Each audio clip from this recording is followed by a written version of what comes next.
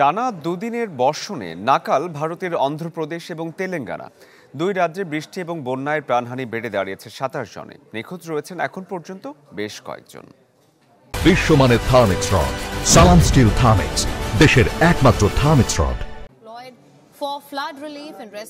ভারতের তেলেঙ্গানা ও অন্ধ্রপ্রদেশ রাজ্যে টানা দ্বিতীয় দিনের মতো ভারী বৃষ্টিতে বেশ কয়েকটি এলাকায় সৃষ্টি হয়েছে বন্যা ও জলাবদ্ধতা। শনিবার থেকে শুরু হওয়া টানা বৃষ্টি চলে রোববারও। এতে ব্যাহত হয় সড়ক ও রেল যোগাযোগ। ভারতীয় সংবাদ মাধ্যম এনডিটিভি জানিয়েছে, রোববার তেলেঙ্গানা ও অন্ধ্রপ্রদেশের নদীগুলোতে পানি বৃদ্ধি অব্যাহত আছে। দুই রাজ্যের রেললাইন ডুবে যাওয়ায় বিভিন্ন জায়গায় বাতিল হয়েছে কমপক্ষে 100-র বেশি ট্রেনের শিডিউল। বেশ কয়েকটিকে পাঠানো হয়েছে ভিন্ন গন্তব্যে। বন্যা কবলিত এলাকাগুলো থেকে কয়েক হাজার মানুষকে সরিয়ে নেওয়া হয়েছে আশ্রয় কেন্দ্রে। দুর্যোগ মোকাবেলায় কাজ করছে জাতীয় ও রাজ্য দুর্যোগ মোকাবেলা বাহিনী।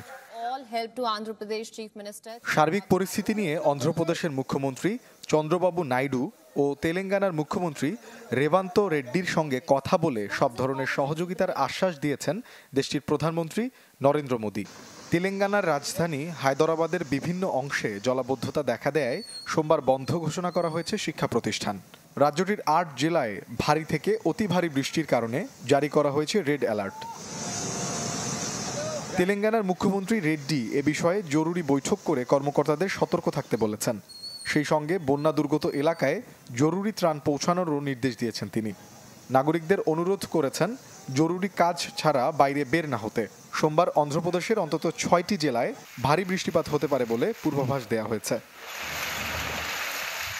মোর্শেদ শোভন, চ্যানেল 24।